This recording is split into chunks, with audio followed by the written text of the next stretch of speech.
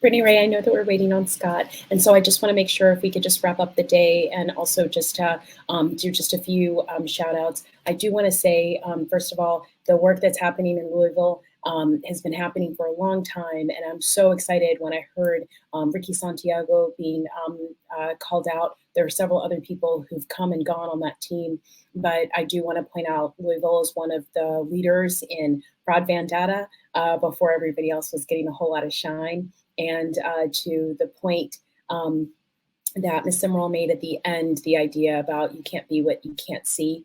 I love that and think that that's something, and Ricky's online. I'm so glad. I didn't even know he was here. That was just a bonus.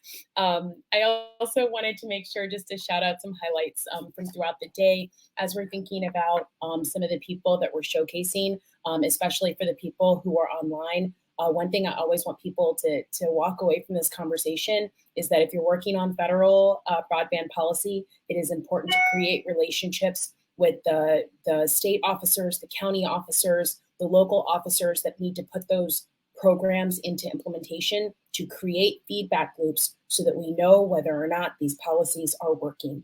So that is something that these are the types of platforms where we want to give people an opportunity to elevate those stories. But I do want to make sure that we are thinking about intentionally including them in lots of different ways. And then secondly, about everything that's come together today, even though we've definitely had our share of tech challenges, it does not rain on all of the good that came out of today.